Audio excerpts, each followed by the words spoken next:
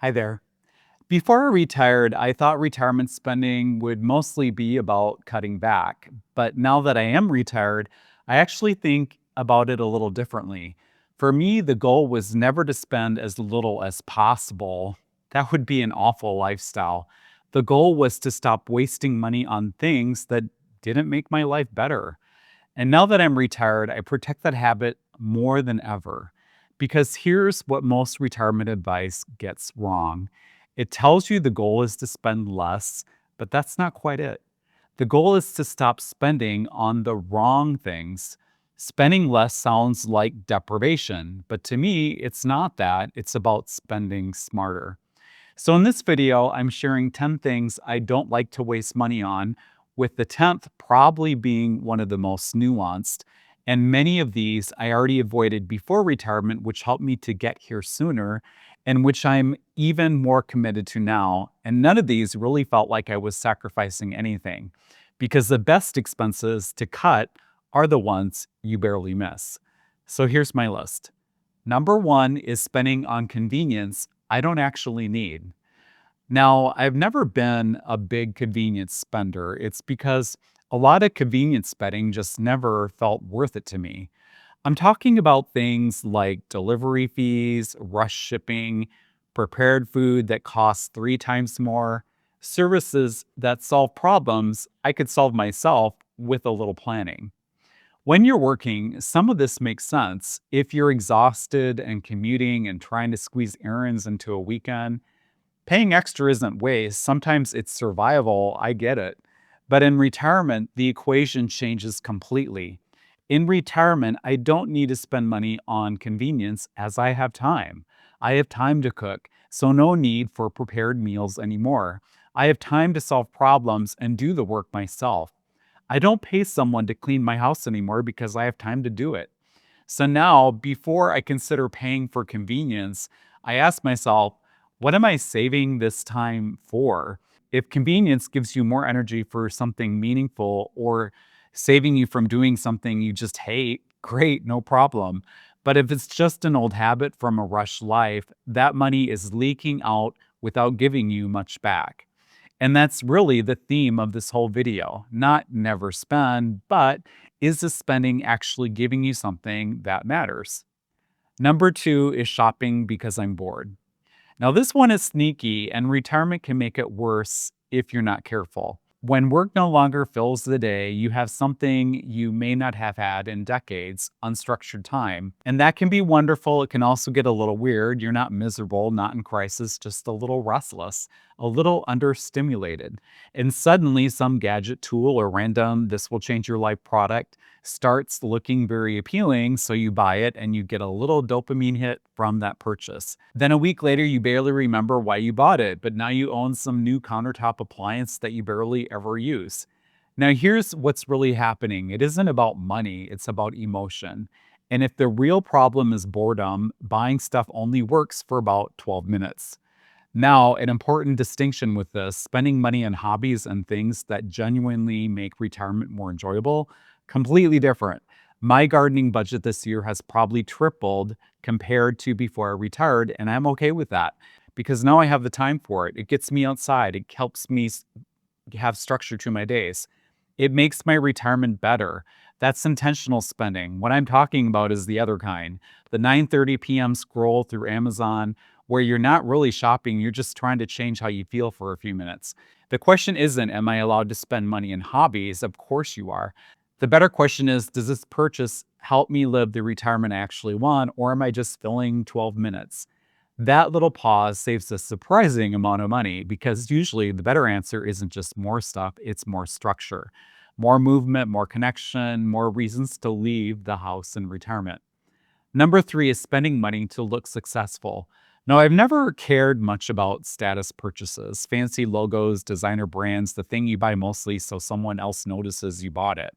Not my thing, and avoiding it helped me save more without feeling like I was sacrificing anything. And that's the best kind of cut. Now, there are professional situations where image matters. If you're in a client facing role, some of that spending is genuinely part of the job. I get it. For example, if you're a realtor showing clients around, maybe driving a nice car helps signal success. But once you retire, that equation can change dramatically. You're no longer trying to impress clients, you're no longer having to give presentations to a bunch of people in a conference room. So it's worth asking, am I buying this because I actually want it or because the working version of me thought I needed to look a certain way? That imaginary audience in our heads can get very expensive, and retirement has a funny way of making that audience disappear. Nobody is sitting around thinking, wow, Mike's retirement must be really great because this shirt has a fancy logo. At least I hope not. Nor do I really care about that, to be honest, and nor should you. Now, don't get me wrong, quality still matters to me. I like things that work and last, so we'll pay more for that. But paying extra just to signal success? No. I don't do that. I'd rather actually be financially secure than look financially successful. Expense number four is overbuilding our retirement identity too soon. Now, before retirement, it's tempting to buy the lifestyle in advance. You imagine the person you're going to become. You're thinking, I'm going to golf 5 days a week with all this new time or travel constantly. I'm going to become a cyclist, a woodworker, a gardener. I'm going to make my own bread and pasta. You can get excited about all of those things you plan to do in retirement. So you start buying the gear, the memberships, the tools for that hobby. And sometimes that works out, but sometimes it doesn't. Because the fantasy version of retirement is not always the same as the real version. You might think you want constant travel, then retire and realize you actually love being at home more. You might think you want an expensive hobby, then realize you want quiet mornings, walks, gardening, reading, or volunteering to give back more than anything. That's why I think the first year of retirement should be more a test drive than a shopping spree. Try things out first before you go crazy or spending on a new hobby. If it's something really expensive to support your new project or hobby, maybe rent it first before you buy, or take a class or workshop where you can try that new hobby out without having to buy all the equipment for it.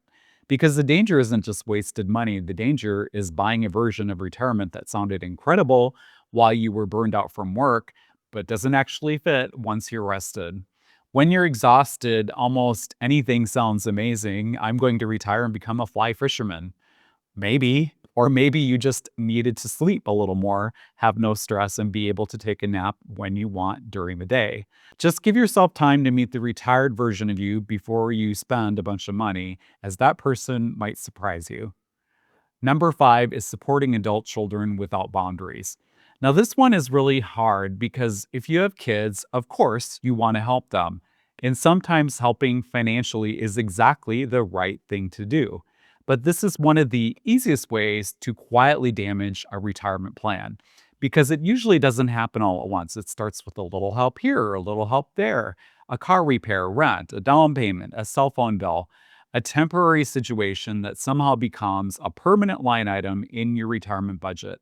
And the problem isn't just the money, it's that the boundaries get blurry. You plan for your retirement, but did you plan to fund another adult's lifestyle too? Probably not. And that's the uncomfortable question. And I think one of the best gifts you can give your adult children is to be financially secure yourself.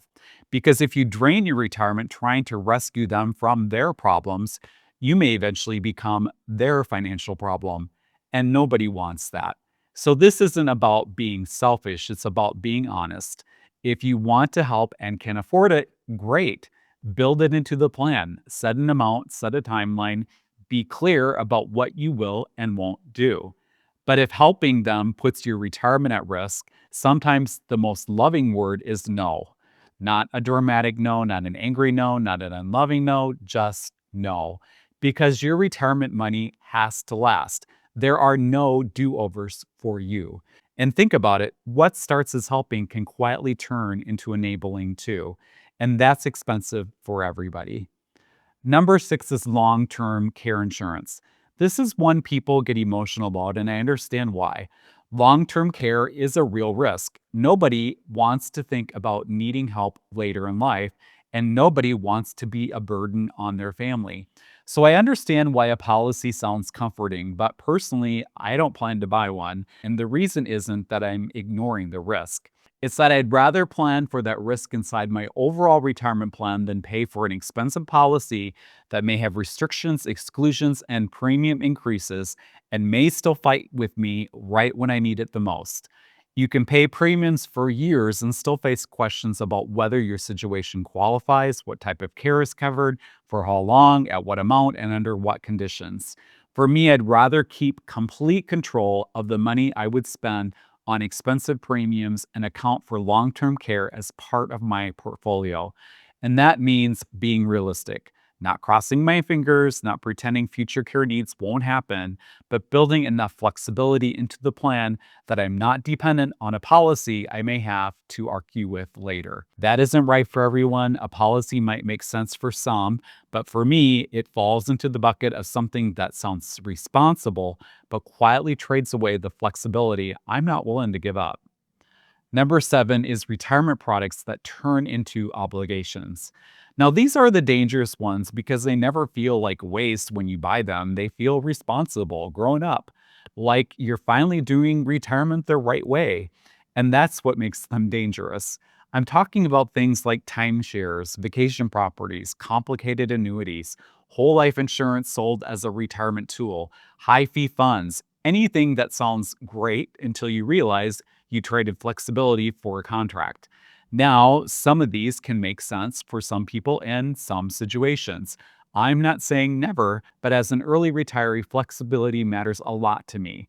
I retired at 55 in December of 2024. My money needs to work across a very long stretch of time, I hope, and handle all the things that life throws at me: healthcare, taxes, markets, family, and so forth. So anything that locks up my money, adds surrender charges, piles on maintenance fees, or makes it hard to adjust course gets a high level of skepticism from me. A timeshare may sound like guaranteed family vacations, but it can become guaranteed annual fees. A vacation home may sound like memories, but can also become taxes, insurance, repairs, and a place you feel obligated to visit because you're already paying for it. In complicated financial products, if I can't explain what I own, what it costs, when I can get out, and who's getting paid, that's a problem. My rule is simple: if something is expensive, complicated, hard to exit, and sold with a glossy brochure, I slow way down. Because in retirement, I don't just want returns, I want control, I want clarity, and I want the ability to change direction when life does. That may not sound exciting, but neither does being trapped in a product you barely understand while someone else already collected the commission and moved on. Number 8 is a house that no longer fits my life. This one is really personal and it's not simple. A home isn't just a monetary value on a spreadsheet, it has memories, history, maybe decades of family life. So I'm not going to casually say just downsize. That's too easy. I haven't downsized. Our house still works for us. Our daughter still lives with us. And staying here makes sense right now. But I also know there may come a point where it doesn't. Property taxes, maintenance, house insurance, space, all of it matters. And in our case, I could absolutely see us eventually moving to a different city or even living abroad at some point. Not because we have to, but because at some stage of retirement, quality of life might be better somewhere else at a lower cost. The point is to have flexibility, being willing to ask the question. And I'll add one more thing: downsizing isn't automatically the windfall people assume it is. If you sell a paid off house and move somewhere with higher property taxes, HOA fees, and transaction costs, the math may not look as good as it first seemed. A smaller house is not automatically the better financial decision. So the better question isn't, should I downsize? It's, does this home still support the retirement life I want? And does it still make sense financially? If yes, stay. Great. But if the house becomes too expensive, too much work, too much space, too many stairs, or just no longer aligned with who you are in retirement, it may be time to rethink it. Because your home should support your retirement, not quietly consume it. Number 9 is complexity I don't need. Retirement planning can be a giant magnet for complexity. There's always another strategy, another account, another tax move. Now, don't get me wrong, I like having a solid plan for my retirement, and I have that. But there's a point where more complexity doesn't create more confidence or a stronger portfolio. It just creates more noise. And noise can get expensive, costly funds, advisory fees. No, thank you. One of the most underrated retirement skills is knowing when something is good enough. A simple portfolio you can actually stick to and totally understand is much better than a supposed brilliant one someone you paid came up with that you're constantly having to second guess. Now, don't get me wrong, a one time meeting with a qualified professional may be more useful than paying ongoing fees for years without knowing what you're really getting. You can absolutely benefit from professional help when needed. If an advisor keeps you from making a giant mistake and saves you thousands in taxes, that's well worth it. So for me, complexity has to earn its place. If it gives me clarity or lowers real risk or saves meaningful money, fine. If not, no, I'm not doing it. Believe me, retirement can already be complicated enough. I don't need to buy extra complications with a monthly fee on top of it. Number 10 is the wrong car situation for retirement. Now, this one needs some nuance. The easy version of this advice is never have a car payment in retirement.